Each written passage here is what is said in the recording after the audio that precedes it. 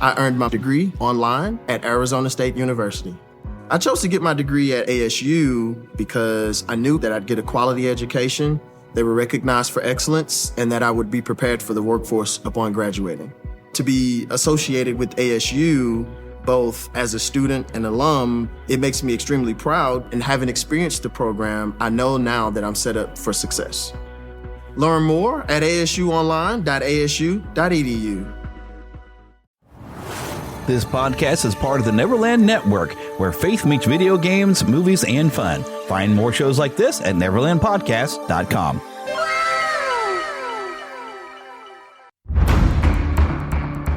From days long ago, from uncharted regions of the universe, comes a legend. The dream that came through a million years, that lived on through all the tears. It came here, the Fandom Nexus. Fabulous secret powers were revealed to our host as he plugged in his microphone. I have a podcast! Here he is, your Spider-Pan, Jeremy.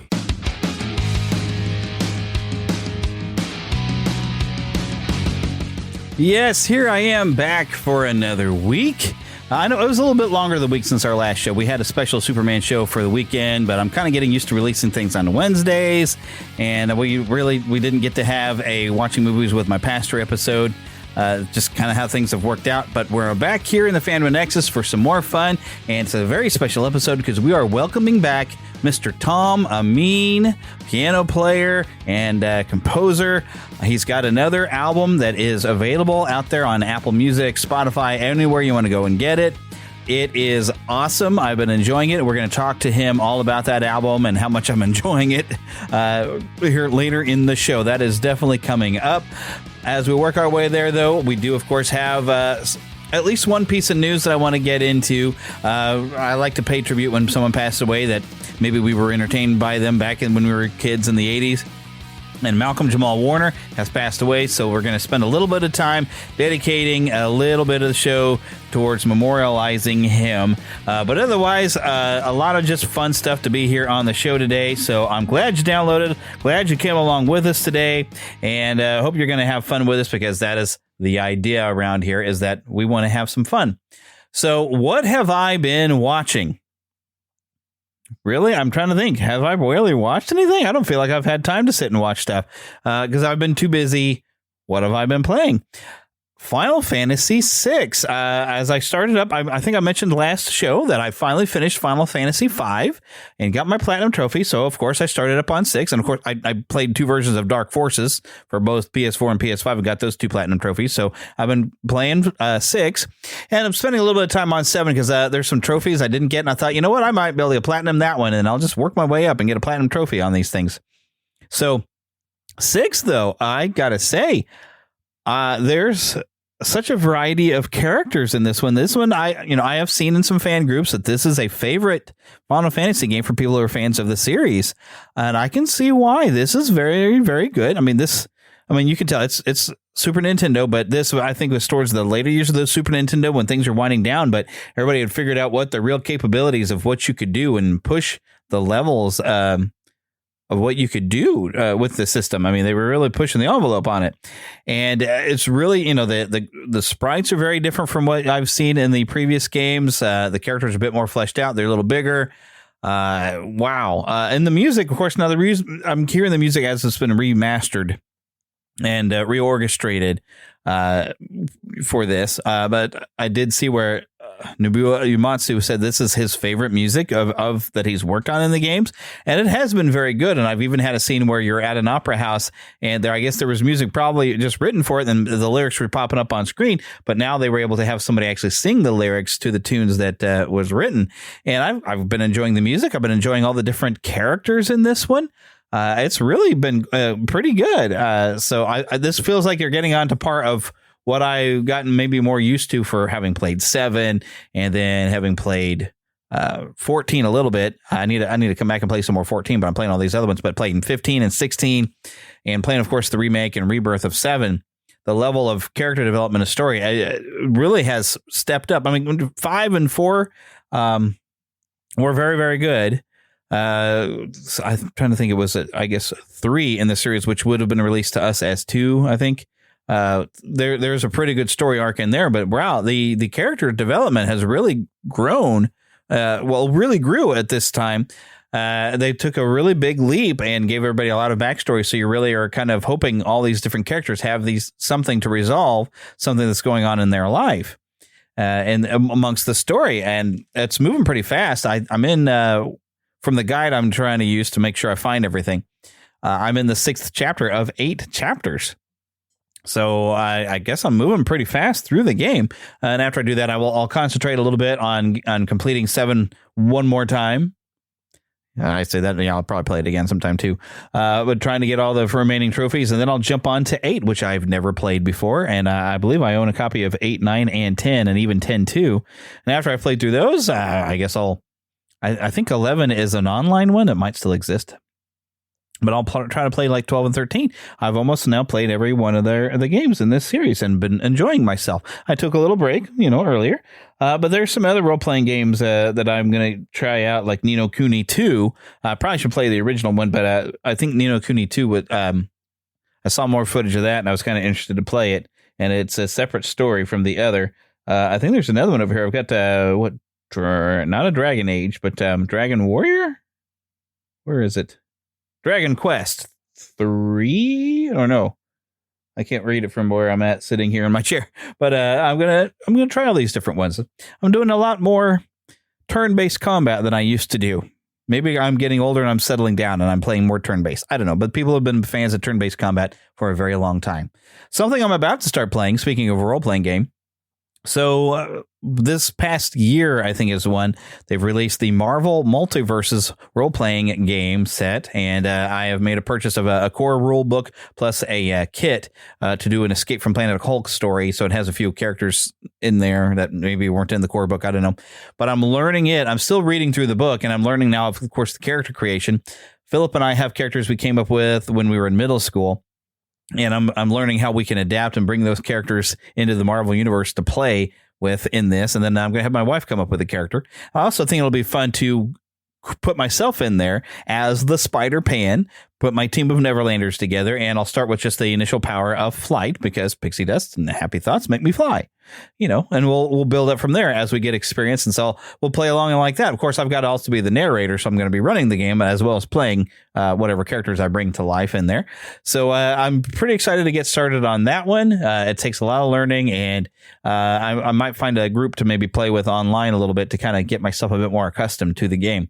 But that's what I've been looking in with watching and playing this week. So before we dive into the rest of today's episode, I do want to take a moment to honor the life and legacy of Malcolm-Jamal Warner, best known to many as Theo Huxtable on The Cosby Show. Malcolm was more than just a sitcom star. He was a multifaceted artist, a Grammy-winning spoken word performer, a musician, and a director who brought depth and dignity to every role he touched. He inspired a generation not just through his performances, but through the way he carried himself off screen. Thoughtful, creative, and always pushing boundaries in the arts. His presence in film, television, and music was both meaningful and enduring. Today, we honor him and thank him for the joy, reflection, and soul he brought to our screens. All right, so coming up next, like I mentioned before, I had the pleasure of speaking with pianist and composer Tom Ameen, and his musical journey brings its own kinds of inspiration. Really, it's good stuff to listen to.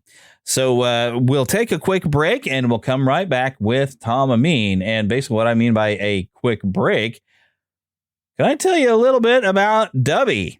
All right, go to neverlandpodcast.com and you'll find a large white text of Dubby, and that'll take you over to dubby.gg using the discount code Neverland. If you're a gamer and you need some extra energy and you want some healthy energy and you don't want the jitters, because that's what caffeine really kind of does. I can't even drink iced tea anymore without getting the jitters.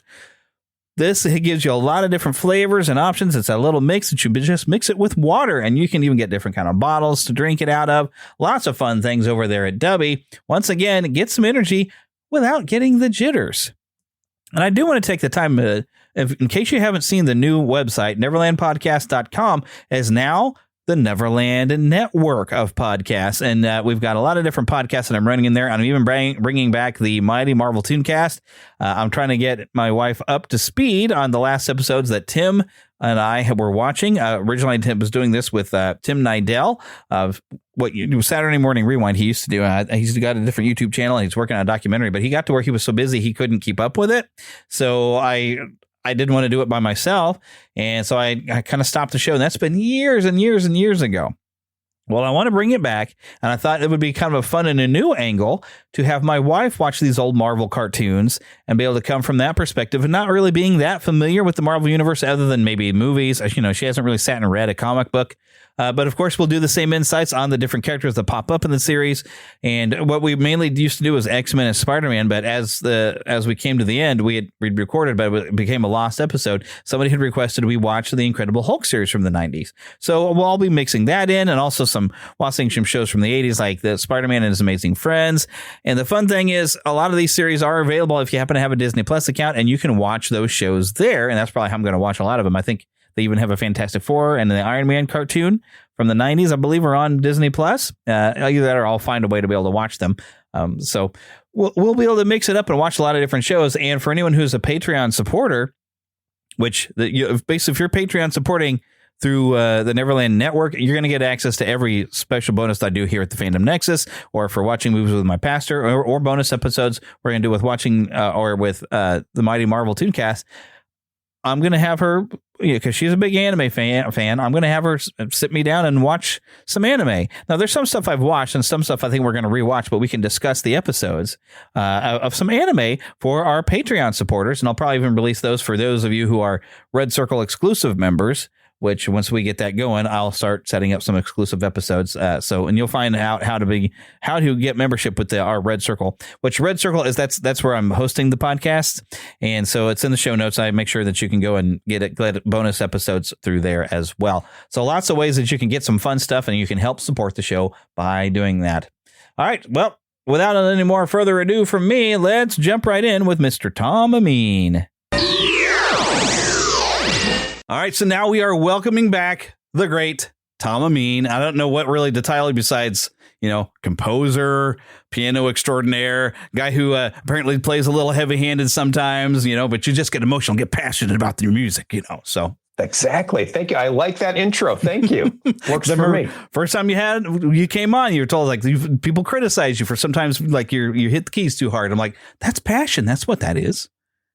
I used to be, in my 20s, when you're younger and things are a little bit more fiery, I guess. I used to really get really loud. I've broken a few strings before. As I'm getting older, it has been more subdued. If you notice, if you listen to the albums, they're more subdued now. But in my 20s and 30s, when you're playing for, I was music directing some shows and stuff, you have to just really play. And my teacher was a classical trainer, and he trained me, classically, there were so many parts you had to be so big on the keys. It's just what I got used to. So I did that for a long time. Yeah. But you've learned the lighter tone. Calm down now. Yeah. I have. You've got the albums to prove it, that you have definitely kind of really, you've got the collection of stuff, even because I've got some of these I know I have the CD of, because I remember the first time I think I heard some of your music, you had done a Star Wars album. Yes, that was a while back. Yeah, it was. Yeah. But you've done a lot of. That's why. No, go ahead. I'm sorry. I would say that's why some people ask, well, why isn't there a Star Wars song on this new album? But I had already done a Star Wars album. I've redone the main theme 2 or 3 times on different albums. And I was like, I just can't put that on. But Star Wars is one of my favorites. Yeah. So I love it. And that's going back. Yeah, that is. But since then, you've done a lot of just peaceful Malibu mornings, peaceful meditations, magical meditations. You've found ways to take, of course, Disney, you can kind of play light and nice anyway. You've done a lot of Disney songs, clearly. But you've got stuff you compose yourself is, very, very chill. This is stuff you could be reading a book. You could be just sitting back to dinner. And just, if you need to chill, you need to relax a little bit, this will give you something to listen to. And even the new album. That's what it's for. Let's go to the movies. I got to say, the one thing that mainly surprised me when I was listening to this is Back to the Future, because on some of these, you still capture the adventure of Jurassic Park, the Superman theme. But then suddenly we get to Back to the Future, and I was like, oh, he's probably going to hit this hard. It was like, no, he played it light. And it's like, oh, wow, this brings back the wonder of the time travel and of the film, and not just the adventure of it, but like the wonder it would be to go and travel through time. It's like, oh, my goodness, I feel this movie a different way when he plays the music this way. So it's kind of surprising. I was like, oh, hey. Well, I have to say these themes, because they're so well written by such incredible writers and composers, you can take these themes a lot and play them, as they were first originally intended, and bright and loud and huge. You can tone them down. You can make them really soft. There's so many different ways to play them because they're so well written. Yeah. And I knew Back to the Future, like those kind of themes are so big and I love them, but I didn't want to just duplicate that on the piano. I wanted like a different spin on it, something a little bit different, that when people hear like, oh, that's different, but I like it. And it reminds me of the movie. That was my main purpose there. And it did. It brought back the wonder of, like I said, of what time travel would be like, going through and experiencing a different time. And just, one of the key parts when you see Michael J. Fox and he's walking down, it's the 50s, and he's in the middle of, he's a town he knows, but nothing is familiar. And I had this nice wide shot, and he's just kind of looking around. And I was like, that's the way he played the song. It's just like what it'd be looking like. It's like I know this place, but everything's entirely different. And so you brought back the magic of what the movie is like. Thank you. That's kind of what I wanted to do with all the tracks. I wanted, when you listen to it, to get the main gist of the theme, put my little spin on it, but also just bring you back to the memory of that movie. Oh, I remember. This is the way that movie made me feel. Yeah. Kind of a thing, know? And even with like E.T. E.T. is, that is to me, John Williams' absolute masterpiece of score. It's amazing as all his other work is. E.T. is the one that I've got, I think it was the 30th anniversary. They re-released the soundtrack and they put all the music in order and in completion, and that soundtrack will take you all the way through the movie. And I get emotional even just hearing it and remembering that, because that's one of the first movies that made me cry. Of course, I was 5 years old when I first saw it, but oh my goodness. And so now here's like, and I was prepared. I was like, oh, he's going to play a nice melody from it, and like, here we go. And I'm sorry, I agree with you. E.T. is, I think, one of his finest works. It's so good. It's just so good. And I don't know if you noticed, but I did the main theme, but then I put the end of the end theme of the movie, the way it's orchestra. I put that to the end because I wanted to end that way. I just didn't want to just do the theme and that be it. I wanted to go to the end where E.T.'s saying goodbye to Elliot and that whole swell at the end and the rainbow as the spaceship's going out. So I agree with you. I think it's one of his most brilliant scores. Oh yeah. And it's one of the things that's amazing about that score is even after you have the big swell and the finish, this emotional finish, you go into the credits and it's this beautiful, hey, piano. Oh my goodness. And it brings all the emotion back, but it settles you down. So you're like, okay, it's time to leave the theater. You can calm down. You're like, we know that all the emotions were riding high at the end of this movie. It's this great big, because you're happy he goes home. You're sad to see him go. And then the nice piano. See, I wish I could play the piano. I'm terrible though. But it's such a great versatile instrument.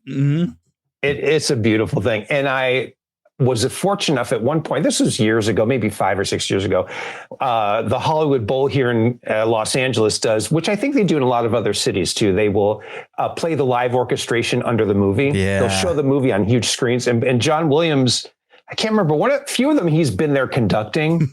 I can't remember if he was at that, but we heard the score live. I went and saw that E.T. with the score underneath, and it was like brilliant. Oh my goodness. I was able to go to that and Back to the Future with the score and it's so cool. Yeah. And Jurassic Park, by the way, I've seen that that too.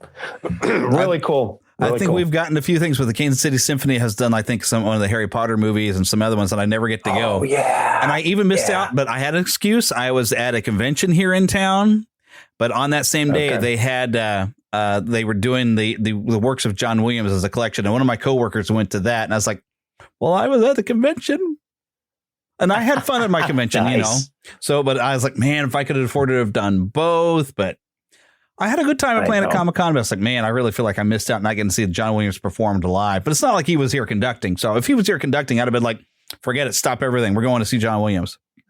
Gotta see John Williams. I've seen him conduct several times here. It's amazing to see. Oh my goodness. He's amazing. It'll probably be one of those things for me like Stanley. I didn't never get to meet him, but he did come at a convention and I spotted him. I got to look at him. Nice. And I'm like, my eyes have made contact.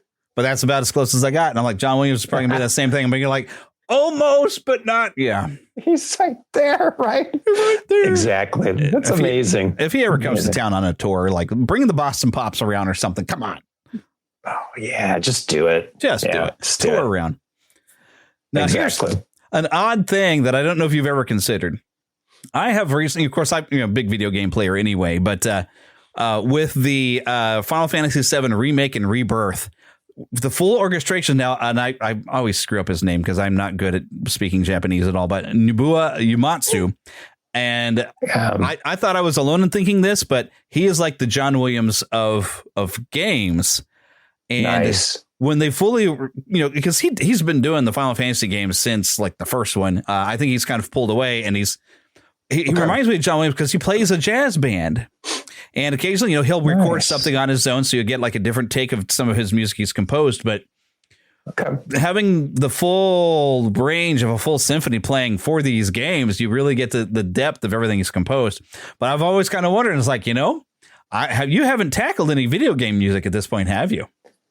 I have not, and I'm a big gamer as well, although I'm not familiar with Final Fantasy, so I should check that out. Oh, my goodness. I should check that, because I know video game music is amazing. It's just insanely good. And Hans Zimmer has done stuff for like Call of Duty, and then there's the Halo stuff, and there's all kinds of, even like the Mario Brothers games, the music in like the Nintendo world. There's some really good stuff out there. It's an idea that I think I should, research that a little bit. Oh, yeah. Yeah. I'm going to just name drop Nobuo Uematsu. I'll tell you. I'll send you some tracks on Facebook because some of his scores. Send them to me. I definitely will. It's amazing stuff. And it's like, all right, when you start licensing and say, I think I could play a nice soothing version of this. Oh, man, because it's some great stuff. And I know you appreciate good music. So. And I do. So I've even annoyed my wife a little bit by overplaying too much from Final Fantasy Rebirth because the music is so great in it. And they even got Lauren Allred, which I don't think I saw the movie. She had a part in the Hugh Jackman musical about P.T. Barnum or whatever. She has a part apparently in there and sang a song. Greatest Showman. Yeah. I still have yet to see that. Yeah. But she's got to perform the song. It's good. Yeah. Nice. She is a really talented singer and everything. But yeah, my wife said there is such a thing as too much of a good thing. So I need new versions of some of this music. So see, there's the challenge. So there you go. Because in case you needed ideas, there we go. Different stuff. Thank you, Jeremy. I appreciate it. But all right, so getting back to also the one you have just released with the Let's Go to the Movies. I gotta say, I appreciate. You're reaching back into our past and bringing back Chariots of Fire, which that was like that was a radio hit, and it lends itself beautifully into piano. It's beautiful. It's a piano based song, of course. And I knew there wasn't too much I was going to do with it. I just made it just a little bit softer, added a couple little chord changes here and there, but that's basically it. It's just a perfect song the way it's composed. Vangelis did it. I think he's Greek. He was a Greek composer, and that made him like a superstar. In the 80s, that was a huge hit in the early 80s on the radio. It was everywhere, but it's such a beautiful theme. And I only recently watched the movie like about 5 years ago. I'd never seen the film when I was a kid, but I watched it as an adult, and I'm glad I did. It was a great film.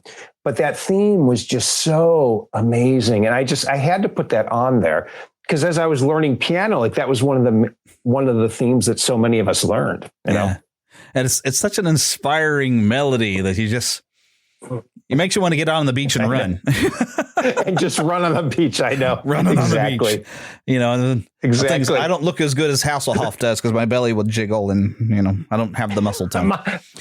Mine too. We'd be in that together. So exactly. I run. Yeah. So like if you really want to run, if you can either listen to Chariots of Fire or you can listen to Gotta Fly Now from Rocky. Either way will inspire you to run. It's good. It's all good. Yeah.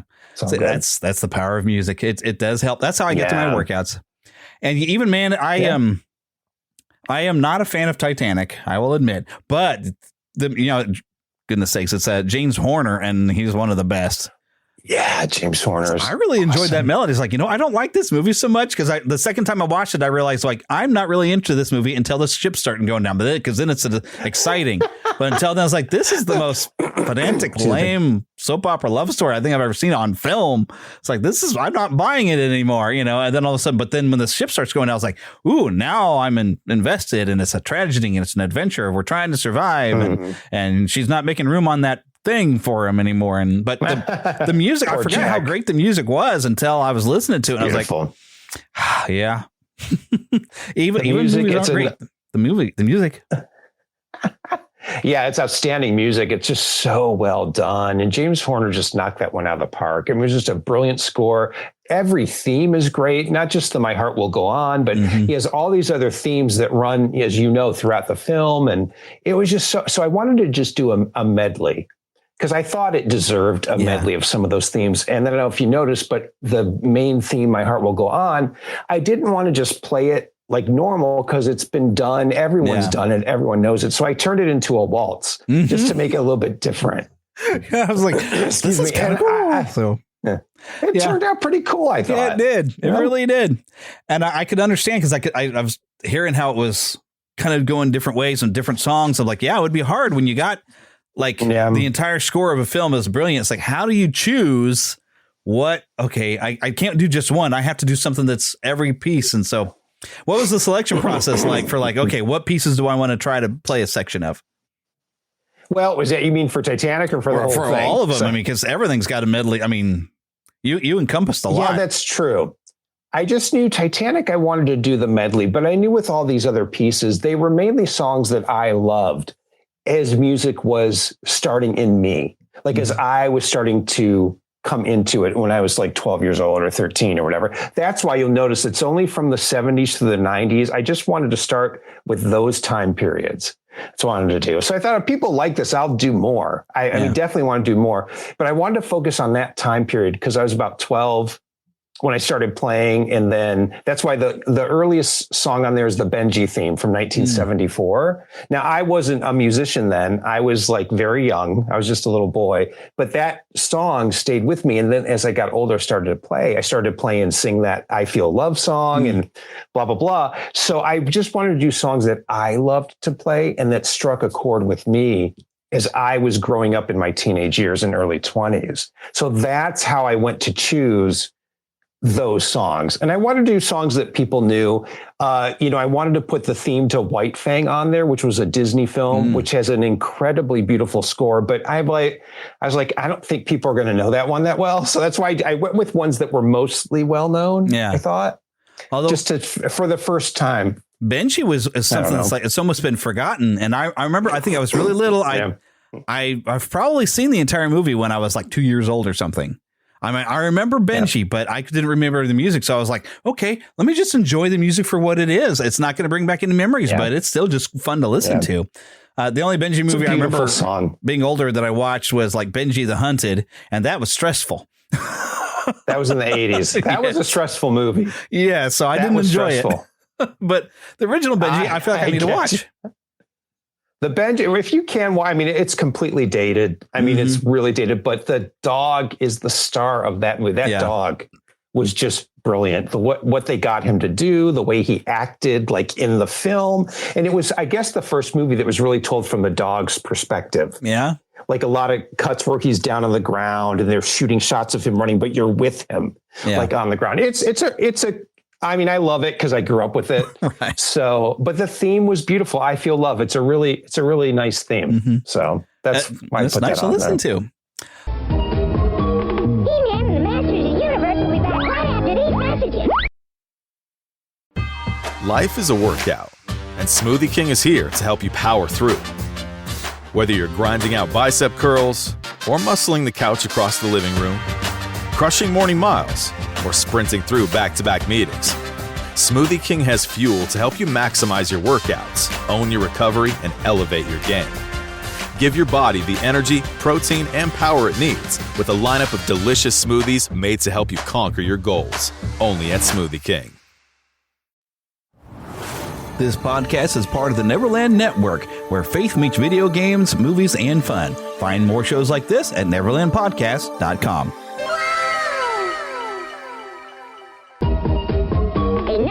to He-Man and the Masters of the Universe. Thank you. Other big, of course, doing the Superman theme almost feels necessary with a new film that just came out, and which we actually covered in the last podcast.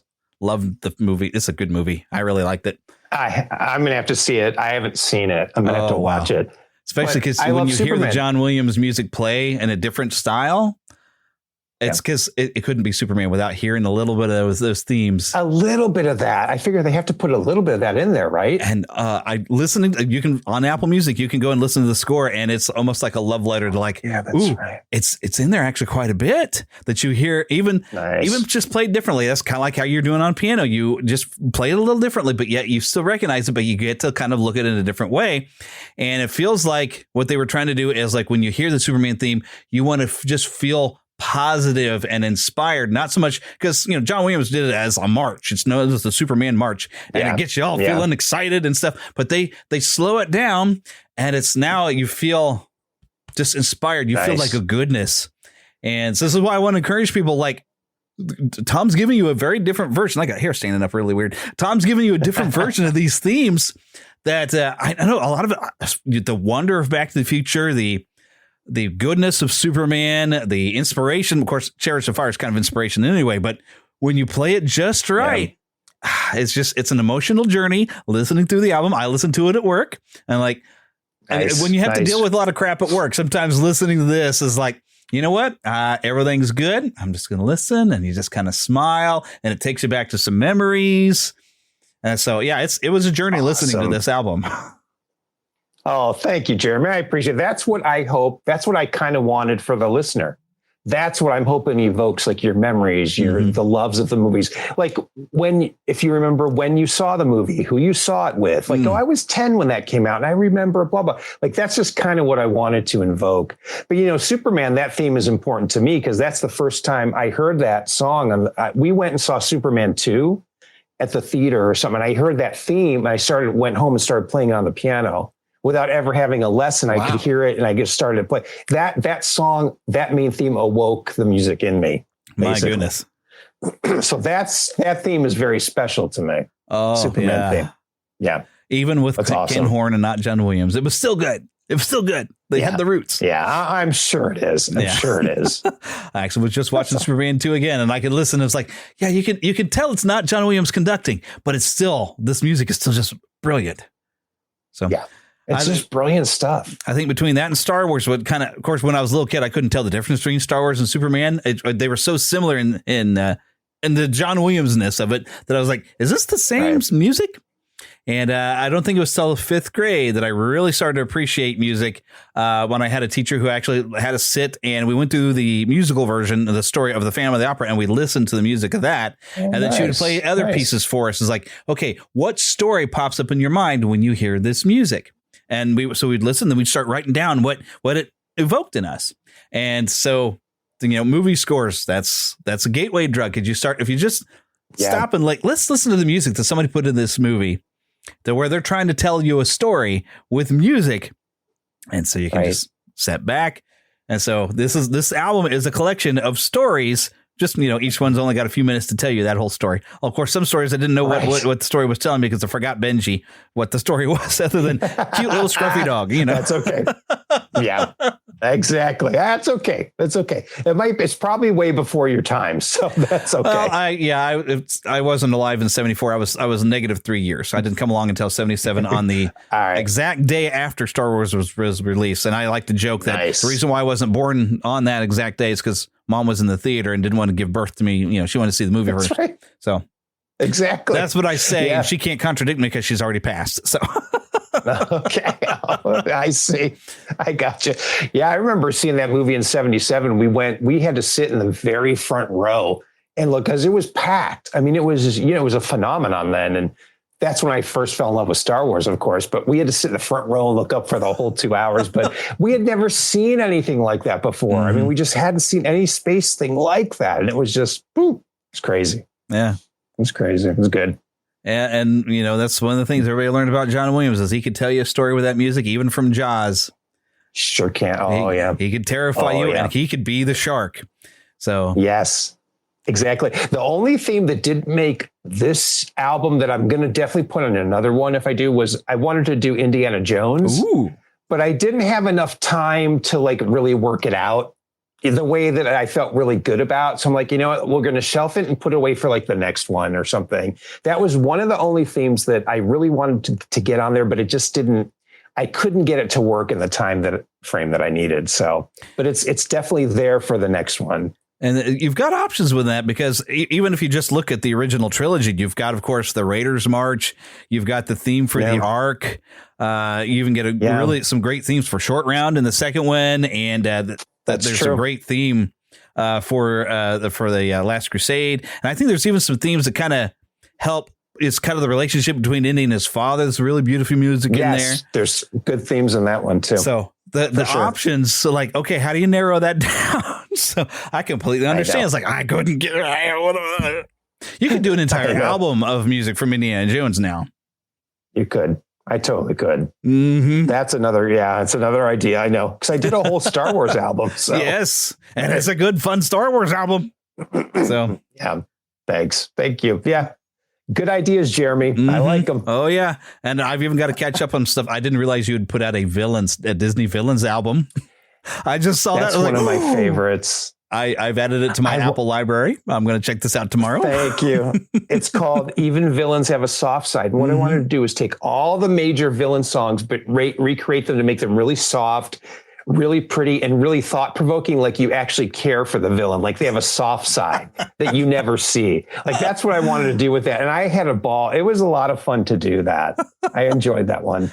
Yeah, because it was a good one. A good villain is still somebody you have to kind of like the villain just in order to really, especially in a Disney movie, bit. You have to you have to enjoy watching them on screen, but still be enough to where you'll cheer when they get defeated, but you have to I saw you did Gaston. Like Gaston's one of the ones he's such a schmuck, but you just love watching him just because he cracks you up. Exactly.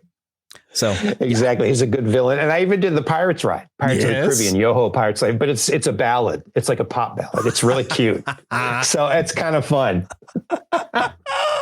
And like what's his name from Hunchback? Oh gosh, I just lost Frollo. His name. The villain, the Frollo. Yeah, I saw you did Hellfire. And Scar. The Scar from Lion King's on there, and then Trust in Me, the snake from Jungle Book. Like there's a bunch of songs that were really cool, and there's one that a lot of people might not have, but from Pete's Dragon, it was the Bill of Sale, where the Pete, like his step parents that were really mean to him, like they were talking, we have a bill of sale, we own him, like those villains. So I made that a ballad. It was a lot of fun to do. Ooh, it was cool. That'd have been a toss up between that one and I think I could think of the guy's name, the actor Jim, who ended up being the villain, who he's talking about what he wants to do with all the parts of the dragon and sell it. It's like, that's another great I haven't watched that movie in such a long time. Oh my goodness. That's like that's another classic. Yes. It's a classic now. And it's funny because I've been on other podcasts, and people love that movie or they hate it and it's dumb. So it's like now because I watched it as a kid, I loved it. But if you were to watch that today, it's like 2.5 hours long. It's really long, but I loved the charm of it. The music, Helen Reddy was great. Oh my goodness.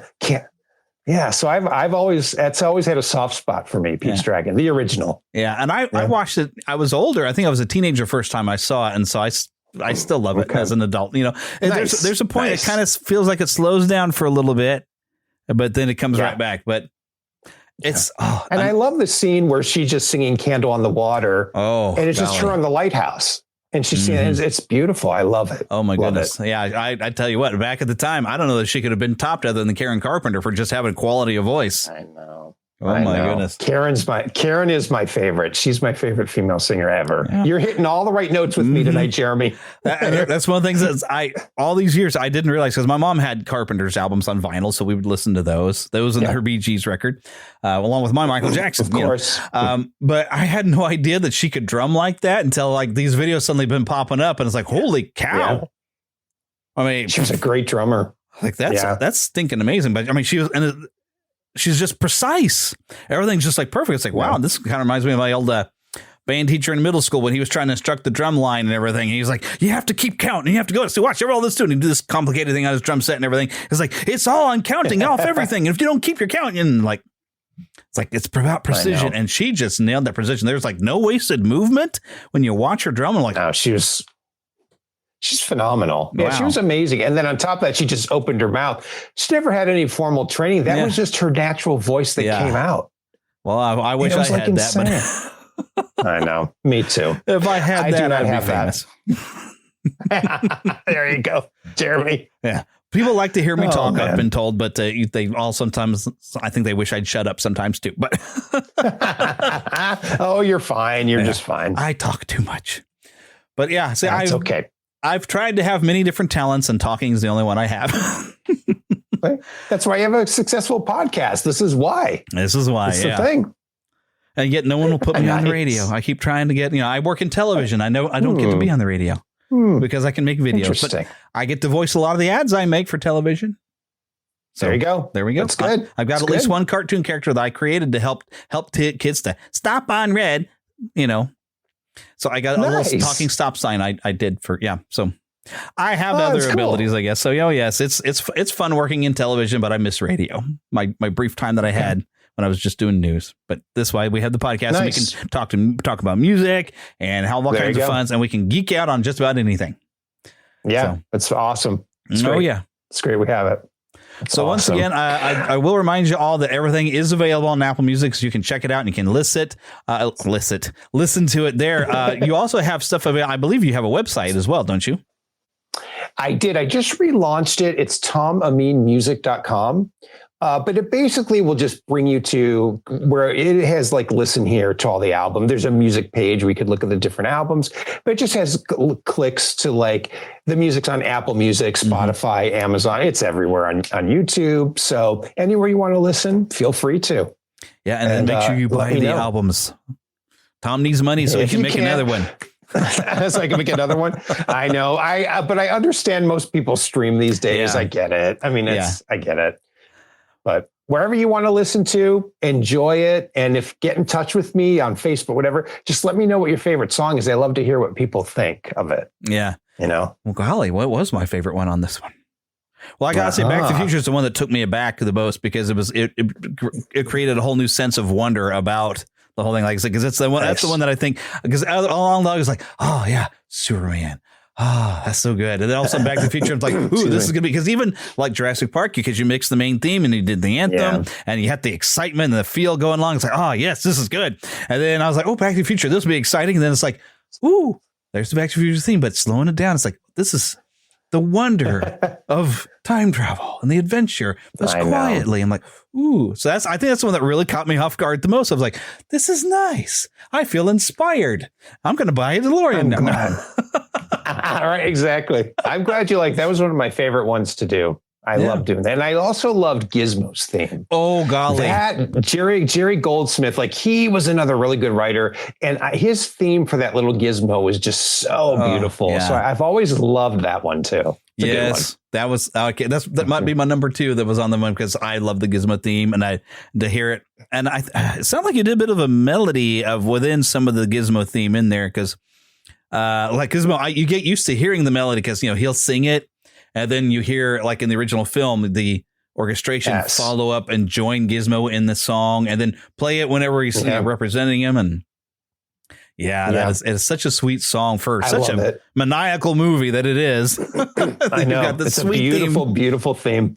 Yes. It's beautiful. Yeah. So because I don't think I've ever got to just sit and just listen to that because I do not have a copy of the Gremlins soundtrack. Why don't I have that? I don't either, actually. I don't even know. Is it available? I don't even know. I'm gonna have to look. I don't know because I know you can find the Gremlins rag, and I that's part of my Halloween album stuff. I used to play that one. I used to play that all the time. I love the Gremlins rag. Yeah, it is so much fun.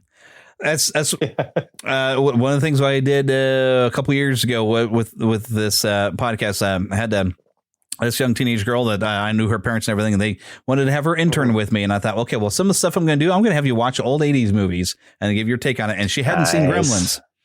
And I said, now don't be fooled by, it's going to be cute. Then it's going to turn into a horror movie for about 10, 20 minutes, but then it's going to get hilarious. And it's like, it's got a multitude. You just kind of got to stick it out because it blends the sweetness of Gizmo, the horrible monster movie, but yet monster movies can be fun if done right, and it gets ridiculous. And the Gremlins rag, I think, totally wraps it up. If you, between Gizmo's theme, taking all the sweetness, which you've now encompassed, and then the Gremlins rag, which is the comedy with the weird noises that they make when you watch the credits. Right. Okay. Exactly. All of that. It's awesome. So, y'all, the magic of the movies is completely on this album. And especially if you're a Gen X, this is stuff you grew up watching. You love these movies. Even if you barely remember, like Benji, I don't remember it at all. And I know I saw Chariots of Fire, and Chariots of Fire is one I feel like I need to watch again because it felt like there was a lot going on in there, and it's hard to remember everything, but it's like, wow. Especially they were telling a true story, but that music, you're never going to forget the music of Chariots of Fire because we grew up with it, and hearing it nicely brought around the piano, it was very inspirational. And I was like, I think my next workout, when I go hit on the treadmill, I'm going to pull that one out and like, okay, here we go. Nice. Here we go. Pretend like you're on the beach. Exactly. Oh, and I wish I was on the beach instead of on a treadmill. I know, right?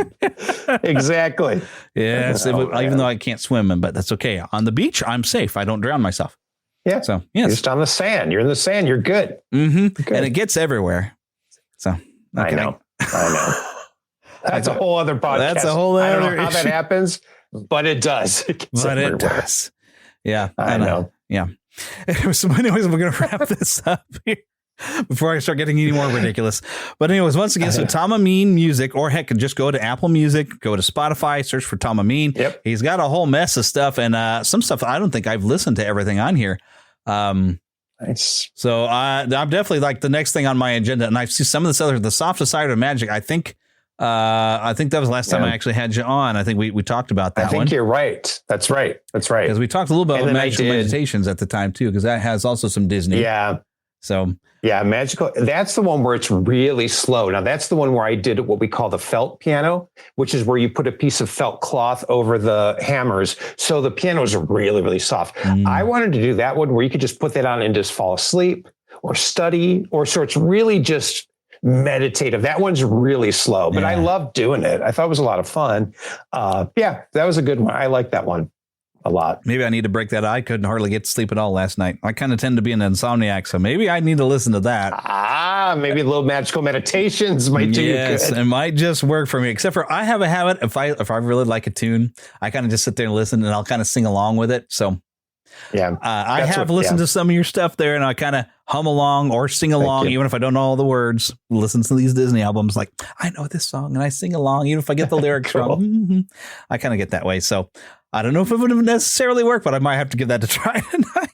Nice. Give it a try. See if it works. See if it works. Because it will probably work a lot better than that. I found a YouTube video I got too interested in watching last night about midnight, and I could not get to sleep, and it was a couple hours long. It's like, if I don't stop watching this, oh my gosh, you're going to be up all night. Yeah. Oh my goodness. It happens. It happens sometimes. Yep. I know. But music is how I used to that. Music is how I used to sometimes get myself to sleep. Sometimes as a teenager, I'd sit there and I had the old Teenage Mutant Ninja Turtles Coming Out of Their Shells live tour album, and I would listen to that and fall asleep to it. Nice. So I think tonight's playlist, I'm going to hook this up to my Google speaker down there. I think Magical Meditations will be on the agenda. Nice. So, but check it out. See what you think. Well, once again, Tom Ameen, find him on social media, find him everywhere. Come and listen to some music. And it is some good, definitely chill and study and eat your dinner, take a nap. Yeah, totally. It's totally just peaceful. If you're being stressed out, believe me, this helps. This really does help if you're really stressed at your job. Good. It's good work. Listen, that's the goal. That's the goal anymore. And thank you for having me on the show. I really appreciate it, Jeremy. And thanks for coming on again. It's been awesome. Next album comes out. If I don't notice that you're posting something about the new album, then you just say, hey. I'll message you. Because I completely missed that villain album. Like, oh, wow, that's cool. Don't worry. I like villain Don't worry songs. about it. Yeah, they're good. They're good songs. Yep. They're good songs. All right, as we wrap the show up, I do want to remind you about Pod Engagement, and you can find links for that at neverlandpodcast.com. This is award-winning podcaster Daniel J. Lewis's fantastic company. If you happen to have a podcast, he's got all the tools you need to succeed right there, including ways to get all of your reviews, which, by the way, if you haven't left a review, that would be fantastic. I'd love to read your review here on the show, and I haven't heard anything about getting any new reviews in a while. So yeah, feel free to review any of our shows. And well, not everything is quite set up there yet. I've only got I think 2 shows set up to get reviews from, but I would like to get reviews, and I'd like to hear from you. As you can send us an email at podcast@neverlandpodcast.com, or find us at Twitter, x.com/NeverlandPcast. Don't forget, we are also on Facebook as the Fandom Nexus. We're also on there in a group of Neverland Podcast. The group is a bit more fun because it's a bit more interactive compared to me putting stuff on the fan page where you're able to comment, but you're not able to create a post. But in the group, we can all share things. Just keep it within the domains of what the show would be, so we kind of keep it family friendly. I do have an R-rated trailer that was shared on there. I was like, well, I'm going to leave it in there because that's kind of a big news, but it's not something I'm going to be covering on the podcast, as I try to keep this pretty well family friendly that anybody could watch and listen. So, but there is some things on there. There is some stuff I did have to say. I'm sorry, we can't share that one. That was too much. So yeah, there was something else that was shared that I did kind of, I had to let the person post it, and I was like, I'm sorry, we can't do that one. But yeah, so, but most stuff you're going to want to share is probably fine. If you're listening to this show, you kind of know how things go. So come and share something with us. I do want to remember to thank Karen Kennedy, Ricky Pope of Christian Nerds Unite, and Darren Wilhite of the Wilhite & Wall Show for helping me out with the introduction. And of course, remind you, of course, our Patreon is patreon.com/NeverlandPodcast.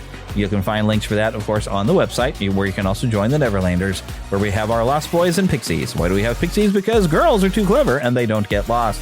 You can find out how to join right there on the website. No copyright infringement is intended, and copyright is held by the respective owners. Content is shared for review and commentary purposes and under the fair use license. And now, get lost in an adventure, and I'll see you next time. The following production is part of the We Be Geeks podcast collective. With so many options, why choose Arizona State University? For me, the only online option was ASU because of the quality. Their faculty was really involved with their students and care about your personal journey. The dedication to my personal development from my professors, that's been extremely valuable to me. Earn your degree from the nation's most innovative university. Online. That's a degree better. Explore more than 350 plus undergraduate, graduate, and certificate programs at asuonline.asu.edu.